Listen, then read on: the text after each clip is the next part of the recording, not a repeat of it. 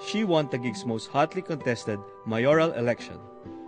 She broke records as the city's first female mayor and Taguig's youngest ever to date.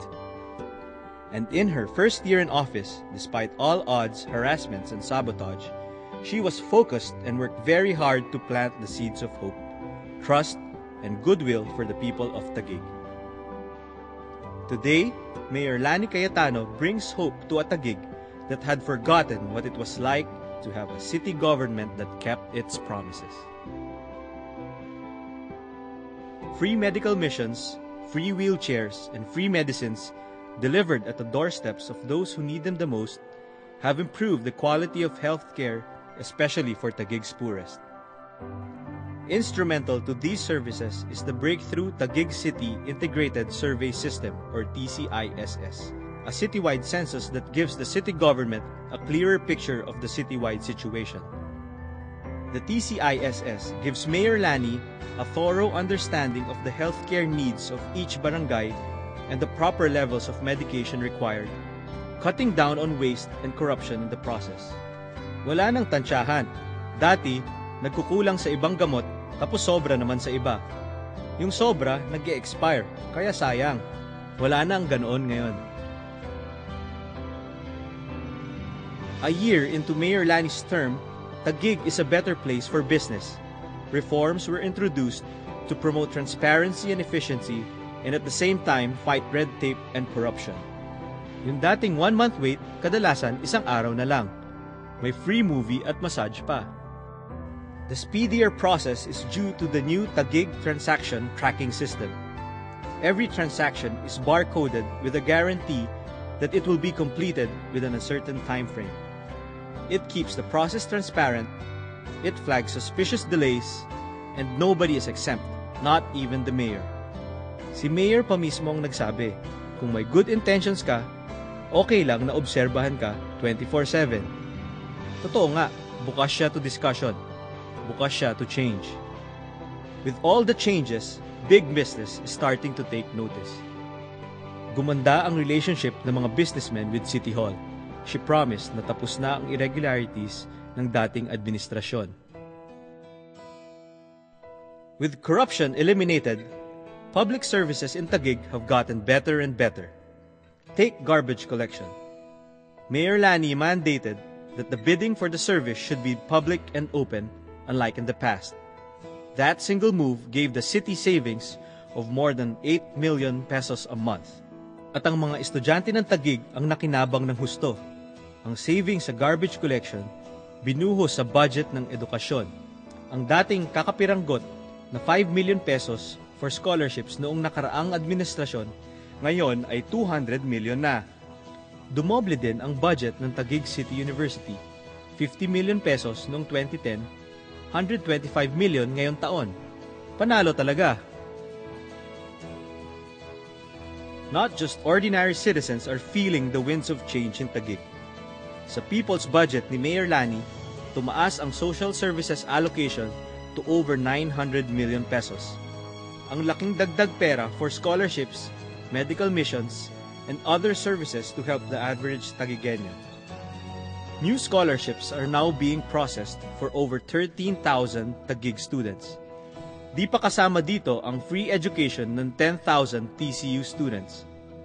In Mayor Lani's Taguig, every student deserves a chance to graduate and have a better life.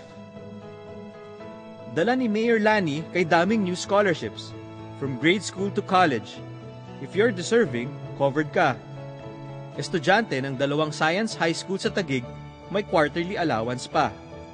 Even teachers and non-teaching staff get plenty of incentives. May bonuses din silang natanggap noong Teacher's Day at Christmas.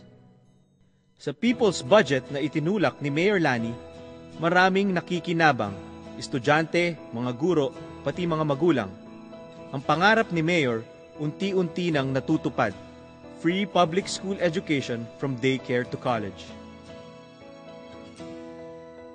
Because they hold the key to the future of the nation, school students are showered with so many privileges in Taguig. Alagang-alaga ni Mayor Lani ang mga estudyante ng Taguig. Libre tuition. Bawat estudyante may 3 pirasong ready-to-wear school uniforms, May school bags, school supplies, at notebooks for every subject. Not just one or two. Mayor Lani established 7 types of scholarships for Taguig students. In Mayor Lani's Taguig, every student is special. Investing in their education is investing in Taguig's strong foundation. Skills training programs have transformed Taguig into the hardest working city in Metro Manila. At 89%, Taguig has the highest employment rate in the National Capital Region.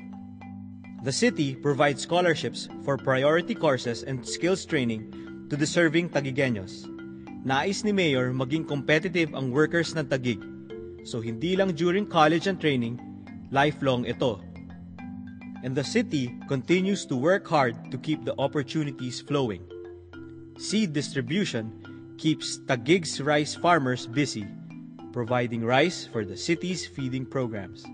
And the Fish Sanctuary and Bantay Lawa programs protect and promote Taguig's fishermen's livelihoods.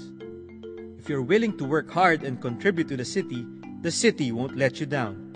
Hindi ka pababayaan. Pangako yan ni Mayor Lani. In a year's time, the peace and order situation has improved thanks to the newly installed street lighting and greater police visibility. Mapanganib dating lumabas sa gabi. Marami kasing mga masasamang loob nagagala-gala sa daan. Ibang-iba na ngayon. Mayor Lani set aside the biggest budget ever for new patrol cars. More streetlights were put up. New emergency hotlines were activated.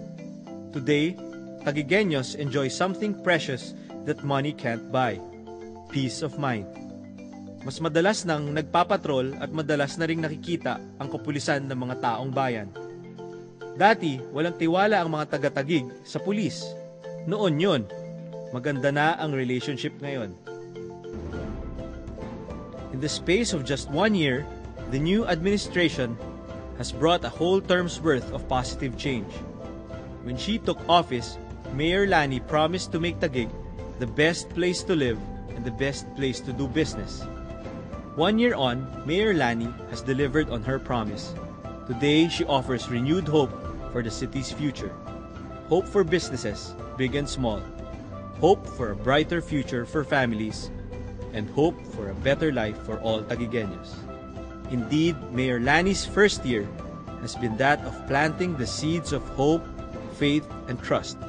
What she has planted, let us all help nourish, and together, let us someday reap the fruits of progress.